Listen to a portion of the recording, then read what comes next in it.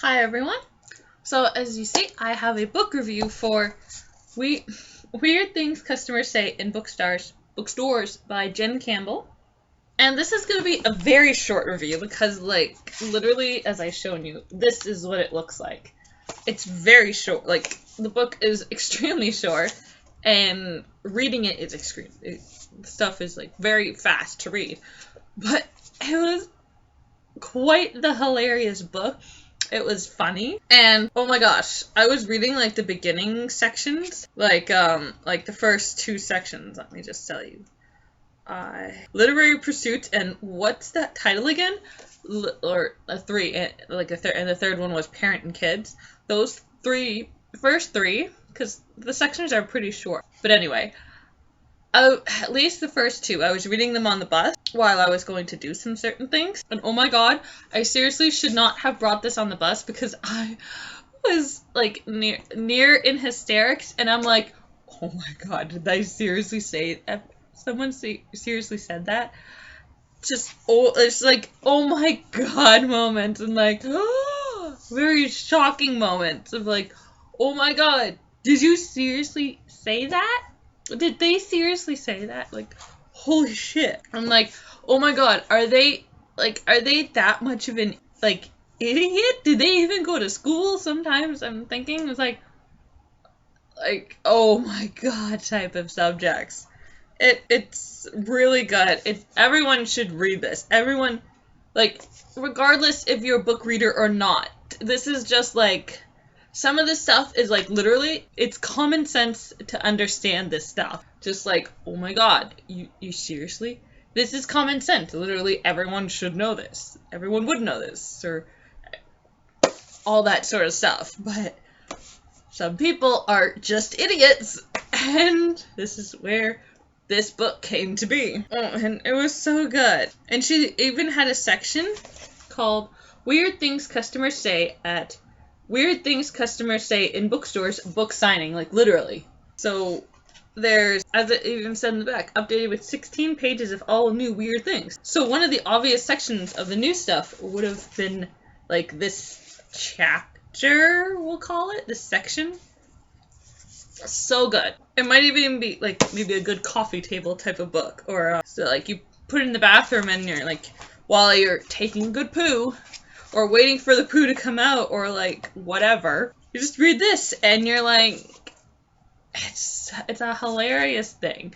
And I totally recommend reading it. Regardless if you're a big reader or not, it's an easy thing to read. It's not in depth that you would have to oh my god, I have to be able to know what's at the beginning to understand the ending. This literally is little sections. Sometimes they're a side and a half, so we'll have this side and then it'll come right to here. It's sort of a long conversation. That's about as much, it would be either a side and a half or a full page of the longest conversation that would happen in this book. So literally anyone could read it, so long as you basically had the ability to read.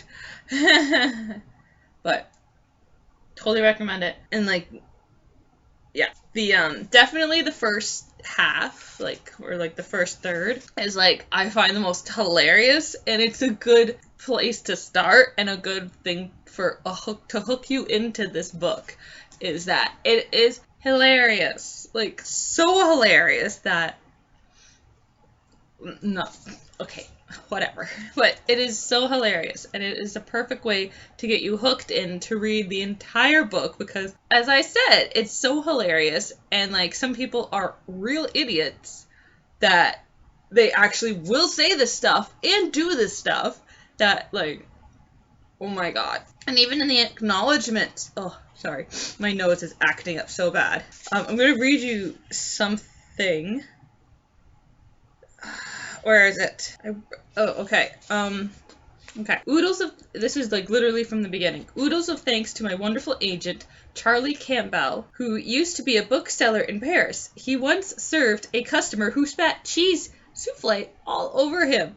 He still doesn't know why they did that. Like, literally, it is, like, even hilarious stuff in the acknowledgments. So, I'm so happy that I read this book. I got it for Christmas, and that I finished it, and I seriously loved it. This is so good. I loved it, and I recommend that you read it. And as I said, even if you are a non-book reader, it's still even literally one of these things that it must be so great working in a bookstore. You can blah blah blah blah with all the books, and literally it was sort of a something snooty, because the book something I'm not reiterating it right because I can't remember where it is, but basically they said back to the customer, or the person, like the bookseller, basically said back, and then it must be so great working in a clothing store because you get to try on all those books. Like, you get to try on all the books throughout your, work day. And then basically the customers did like ... It's like, maybe I'm gonna try and find it, and I think it's like customers behaving badly.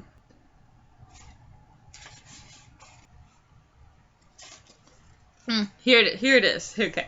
Okay, here we go. Customer, you must get so much time to read just sitting here surrounded by books. Bookseller, what is it you do? Customer, me, I work in a clothing store. Bookseller, well, you must get so much time to try on clothes just standing there surrounded by clothes. Okay, reading it to you, it doesn't sound as hilarious, but it is.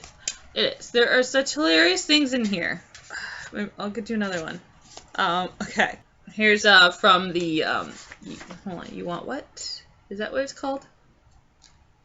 Yes, the book section is called You Want What? Customer, do you have a book on how to breathe underwater? Bookseller, you mean Julie Oringer's short story collection, How to Breathe Underwater? Customer, is that fact? Bookseller, no, it's fiction. The title is a metaphor. Customer,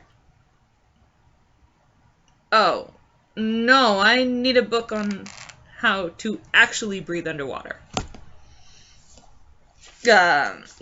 No, there's no such thing as a book to actually breathe underwater.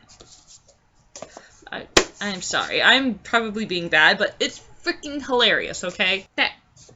This is my book review on this, and I can't wait to get more weird things customers say in bookstores by the same author. Yes, I can't wait. I seriously can't wait because it's so funny. And I really want to know more. I want to read more. And it'd be great if this, she put a book out once a year having all this stuff. That would be great. I'd love it. And now I have this book. It's a White Fern, the sequel to My Sweet Audrina by V.C. Andrews. Well, it's actually by her ghost author, but... And I have started it a little bit. I'm literally I just started the prologue. And literally, this is all I've started, so I don't know much. But I read Sweet Audrina so long ago. But recently, 3 to 4 months ago, I watched the actual movie of Sweet Audrina. And they took out the part where she has a sister, their mother dies in childbirth, giving birth to her sister. So they took that out of the movie, and I don't know why, because it's not good when you take stuff out of movies. And hold on, sorry, something was getting aggravated in my mouth. Anyway, so I'm gonna read this. So I'm gonna see what's back here. I should have known. It should have been I, the best and only Sweet Audrina. I would blame myself for what happened. If anyone should have known it should have been I, the best and only Sweet Audrina. When I was just about at the door, I stopped. There was no doubt. I heard the rocking chair rocking. I stepped up and gently opened the door. The sound stopped. I leaned to my left and found the light switch. I heard thumping. Sylvia looked up at me. Sylvia, what are you doing? Why did you come in here? Why are you in the chair? Sylvia, she smiled, unafraid, looking at me as though I was the slow-witted sister, not her. Papa told me to, she said. He said whenever I wanted to talk to him, I should rock in the first Audrina's chair, because that was the way you spoke to the first Audrina. I should have emptied this room. Maybe we could erase the past, but not forever. For years and years, or at least put it so far in the back of our minds it wouldn't ruin our present lives. It's here. I haven't read that part, and it sounds... Okay, the first 5 sort of paragraphy things are normal, and it sounds kind of creepy. But this last one, it doesn't make a lot of sense. I don't know why. But anyway, I'm gonna get to this page here, and yeah, this beginning part here. Okay? My Sweet Audrina is Andrew's strangest book. Megan Abbott and Sarah Grand, the Believer. That's a little review that somebody gave it. White Fern. One of the most popular storytellers of all time, V.C. Andrew layers psychological suspense with sheer terror in this continuation of Audrina's unthinkable family saga. I don't think it should be a saga when it's only a 2-part book. Or are they making it into like a 5-part book? Are they? I don't know. I'm gonna read. White Fern swallowed Audrina's childhood, and now the sprawling Victorian mansion threatens her adult life too. In this long-awaited sequel to My Sweet Audrina, Audrina remembers the better time, when her husband Arden was a young man with a heart filled with devotion for her. He didn't used to be this ambitious, this expansive, this cruel. But then the death of Audrina's father changed a great many things. When the reading of her father's will reveals that Audrina herself will control 51% of the family brokerage, the halls of White Fern again don't feel safe. Arden's protestations become frantic, nearly violent. So while Audrina didn't anticipate running the family business, she's curious to do so. And she can't help but wonder what had made her father change his will at the last minute. What did he know about Arden that she didn't? Trapped in the middle of it all, her fragile, simple sister, the beautiful, trusting Sylvia. Audrina promised her father she'd watch over the young woman. But after years of relative quiet, the dark days of White Fern may have returned. Yeah, and apparently so, because apparently their